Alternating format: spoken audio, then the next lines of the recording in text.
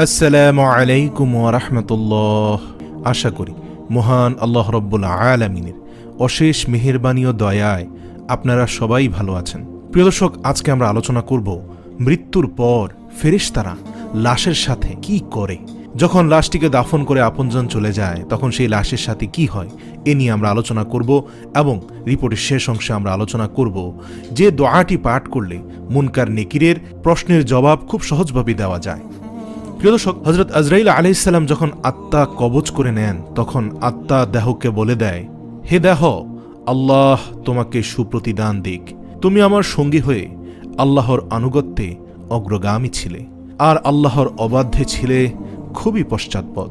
তুমি আমার পক্ষ থেকে মোবারকবাদ গ্রহণ করো, কেননা আজ তুমি নিজেও মুক্তি পেয়েছ আর আমাকেও নাজাত দিয়েছ। এভাবে দেহ আত্মাকে মোবারকবাদ দেয়। মুমিন বান্দার মৃত্যুতে জমিনের যে সকল অংশে সে ইবাদত করত সেগুলো কাঁদতে থাকে। আকাশের যে সকল দুয়ার দিয়ে তার নেক আমল উপরে উঠত সে সকল দুয়ার তার জন্য কাঁদতে থাকে। যে দরজা দিয়ে তার রিজিক নেমে আসত সে দরজাও কাঁদতে থাকে। আকাশ জমিনের এই ক্রন্দন দীর্ঘ 40 দিন পর্যন্ত অব্যাহত থাকে। মালাকুল মউত যখন তার আত্মা কবজ করে নেয় তখন তার দেহের হেফাজতের জন্য সেখানে 500 ফেরেশতা দাঁড়িয়ে থাকে। যদি কেউ তার লাশের পাশ ফিরাতে চায় তখন ফেরেশতারাও এ কাজে মানুষকে সহযোগিতা করে। এমনকি কাফন পরিধান ও সুগন্ধি মাখানোর কাজেও ফেরেশতারা অংশ নেয়। লাশের সম্মানার্থে ফেরেশতারা দুটি সারি করে ঘর থেকে কবর পর্যন্ত দাঁড়িয়ে যায়। জানাজা যখন অতিক্রম করে তখন তারা অভ্যর্থনা জানায়, তার জন্য ক্ষমার প্রার্থনা করে। মুমিনের মর্যাদার এই অবস্থা দেখে ইবলিশ এত জোরে চিৎকার করে ওঠে যে তার দেহের হাড়ের কোনো কোনো গ্রন্থির বন্ধন এ সময় শোকে পরিতাপে ছিঁড়ে যায়। সে আক্ষেপের সাথে তার সঙ্গীদের বলতে থাকে, তোমাদের সর্বনাশ হোক, এই বান্দা তোমাদের ফাঁদ থেকে কিভাবে ফসকে গেল? ইবলিশের সঙ্গীরা বলে, এ নিষ্পাপ ছিল তাই আমাদের ফাঁদে আটকায়নি।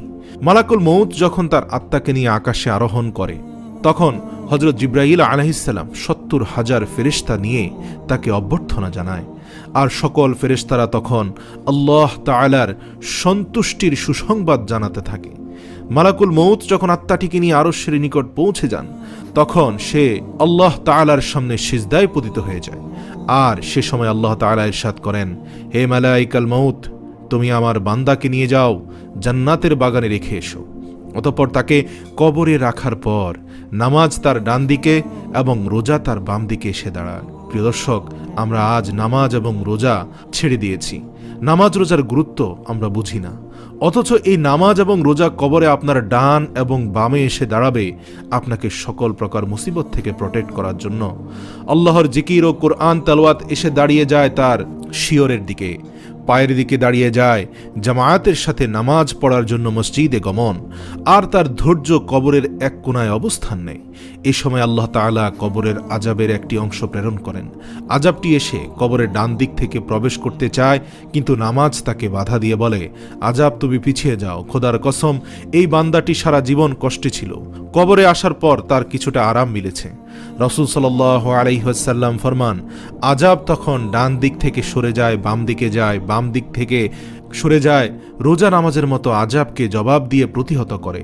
আযাব এবার মাথার দিক থেকে আসতে চেষ্টা করলেও একই রকম জবাব আসে। মোট কথা, আযাব যেদিক থেকে আসতে চায় সেদিক থেকেই তার জন্য প্রতিবন্ধকতা সৃষ্টি হয়।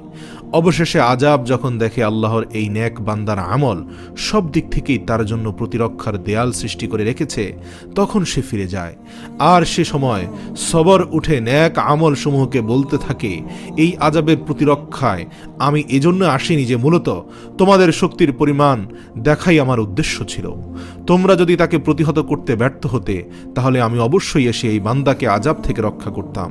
তোমরাই যখন যথেষ্ট হয়ে দাঁড়ালে তাই আমি সবরই করলাম, এজন্য অতিরিক্ত সঞ্চয় হয়ে রয়ে গেলাম। ফুলসিরাত আর মিজানে আমি তার কাজে আসবো ইনশাআল্লাহ। এরপর ওই বান্দার নিকট এমন দুজন ফেরেশতা আসে যাদের চোখ নীল বর্ণের, আওয়াজ ভয়ঙ্কর, গরুর শিংয়ের ন্যায় দাঁত এবং তাদের শ্বাসের সাথে নাসারন্ধ্র দিয়ে অগ্নিশিখা বের হয়। ফেরেশতাদ্বয়ের উভয় কাঁধের মধ্যবর্তী স্থান খুবই প্রশস্ত। তারা মুমিন বান্দা ছাড়া আর কারো উপর দয়া করতে জানে না। এই দুজন ফেরেশতাকেই মুনকার নাকির বলা হয়। ওদের হাতে একটি হাতুড়ি থাকে। এটি এতই ভারী যে সকল মানব দানব মিলে একত্রিত হলেও তা উত্তোলন করতে সক্ষম হবে না। এ দুজন ফেরেশতা কবরে প্রবেশ করে লাশকে বলে ওঠে, বসো। লাশ তৎক্ষণাৎ উঠে বসে যায় এবং কাফনের কাপড় খুলে পড়ে যায়। ফেরেশতা তখন জিজ্ঞেস করে, তোমার প্রভুকে? তোমার ধর্ম কি? তোমার নবীকে?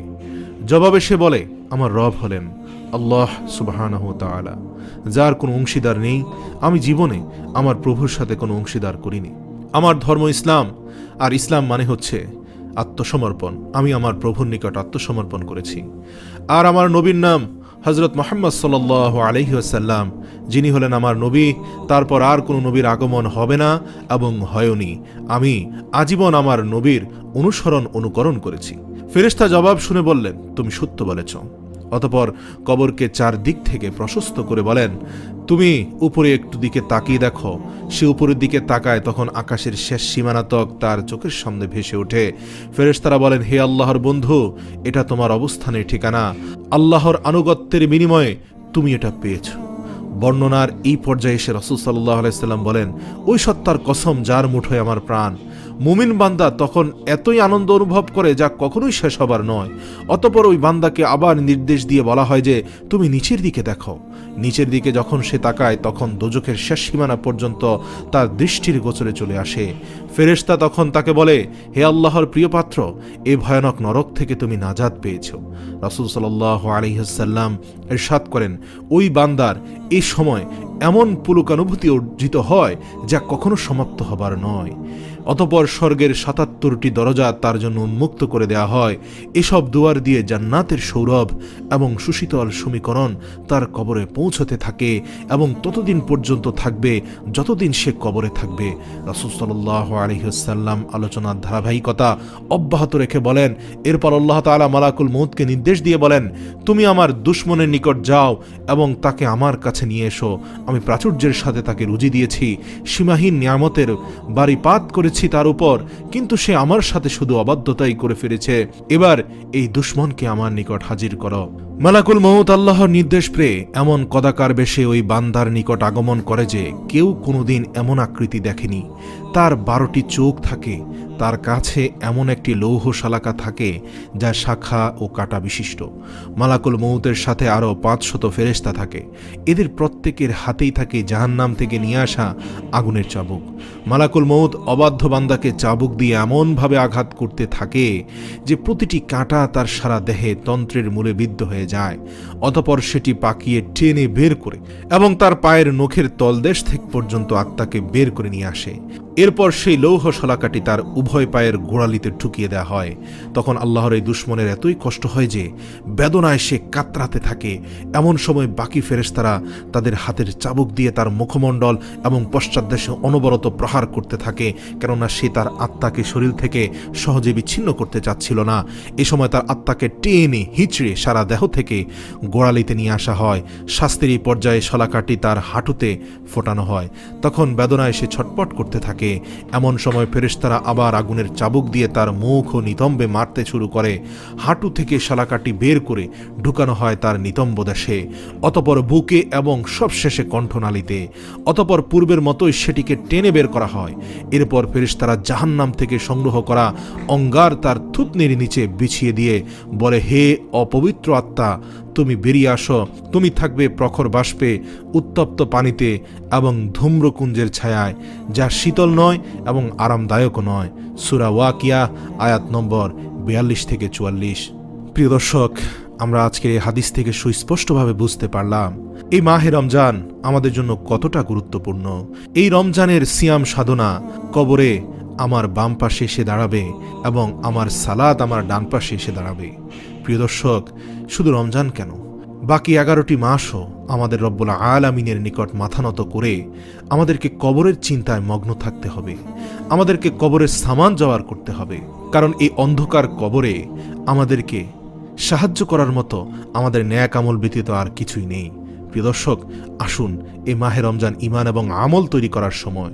আসুন এই পর্যায়ে আমরা জেনে নিব কবরে মুনকার নেকিরের সওয়াল জবাবে সাহায্য পাওয়ার উপায়। আমরা একটি দোয়া শিখে নিব। যে ব্যক্তি প্রতিদিন এই দোয়াটি পাঠ করবে তার জন্য আল্লাহ তাআলার পক্ষ হতে অনেক রহমত বর্ষিত হবে। তবে এই দোয়াটি একটি বিশেষ উপায়ে পাঠ করতে হবে। এই দোয়াটি পাঠ করলে 3টি সুবিধা পাওয়া যায়। 1 নম্বর হচ্ছে দোয়াটি পাঠ করলে আল্লাহ তাআলার পক্ষ থেকে ওই ব্যক্তির রিজিকের পেরেশানি আল্লাহ তাআলা দূর করে দিবেন এবং সকল প্রকার প্রকাশ্য ও গোপন সচ্ছলতা দান করবেন। কবরে মুনকার নেকিরের সওয়াল জবাবে সাহায্য করবেন। সুবহানাল্লাহ। প্রিয় দর্শক, আমরা সকলেই দোয়াটি শিখে নেই। দোয়াটি হচ্ছে লা ইলাহা ইল্লাহুল মালিকুল হাক্কুল মুবিন, লা ইলাহা ইল্লাহুল মালিকুল হাক্কুল মুবিন।